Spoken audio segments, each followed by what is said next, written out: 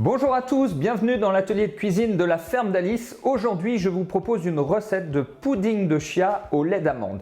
Alors, juste avant, j'ai réalisé du lait d'amande maison. Vous avez la recette juste en dessous. Alors, pour ce pudding de chia, je vais vous proposer la version classique qui est sur la recette et je vais vous proposer deux alternatives, deux options que vous pourrez réaliser en fonction des saisons. Au moment où je tourne cette vidéo, nous sommes fin mai, donc il commence à faire chaud dehors. Il fait chaud le matin, là ce matin il faisait 23-24 dans la maison. Donc on va faire la version classique pour le petit déjeuner, c'est-à-dire celle où on aura le pudding de chia au réfrigérateur le matin. Et on verra juste après quelles sont les deux autres options. Alors pour cette recette, nous avons besoin de 100 g de graines de chia. Nous avons besoin d'une cuillère à café de miel et 800 ml de lait d'amande. Donc on commence tout de suite par verser les graines de chia dans un bol mélangeur. Alors là, je vais peser. Voilà, j'ai mis ma balance à 0 et là je vais mettre 500 ml, c'est-à-dire on met en quantité de liquide à peu près 5 fois le volume de graines de chia. Donc si on a 100 g, on multiplie par 5, 500 ml. Voilà, donc c'est parti pour 500 ml.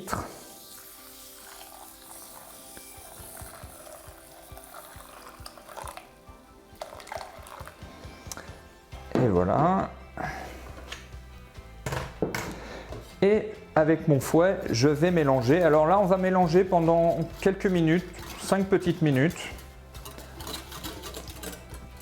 Alors, on va mélanger jusqu'au moment où ça va commencer à s'épaissir un petit peu.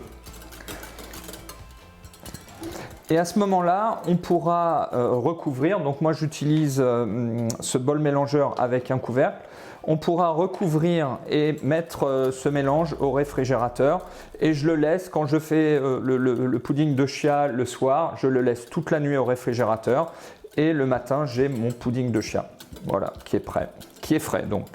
Donc si vous voulez qu'il soit à température ambiante, vous le sortez un petit peu avant. Si vous le voulez frais, vous le sortez juste au moment de prendre votre petit déjeuner. Vous voyez là, ça commence déjà à s'épaissir. Si jamais vous oubliez de le faire la veille, vous pouvez le faire 1 heure ou 2 avant le matin. Mais c'est bien quand même, moi j'aime bien le laisser quand même toute une nuit gonflé, comme ça c'est bien, moi j'aime bien.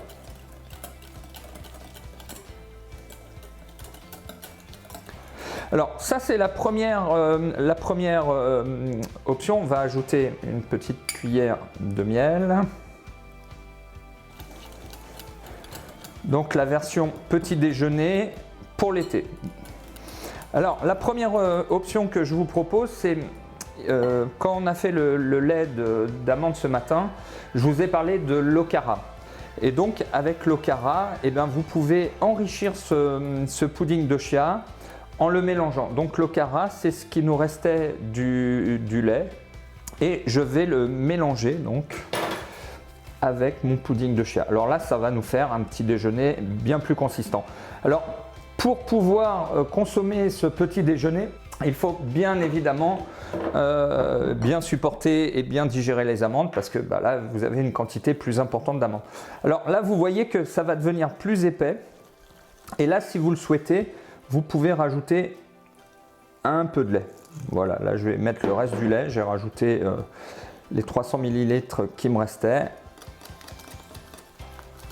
Et voilà, et là on va avoir quelque chose de plus consistant.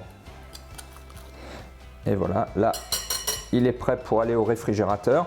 Alors comme j'en ai fait, j'en avais pour le petit déjeuner, et ben voilà ce que ça donne après une nuit au réfrigérateur. Moi je le mets après dans des petites verrines comme ça ou dans un bol si c'est pour votre petit déjeuner. Vous pouvez présenter comme ça dans des verrines. Alors je vais quand même le goûter, hein, même si je le connais bien. Déjà, j'adore ça moi le pudding de chia. Donc n'hésitez pas à me laisser un petit commentaire, testez-la hein, bien sûr. Et bien évidemment, en attendant la prochaine vidéo, je vous dis à très vite. Ciao!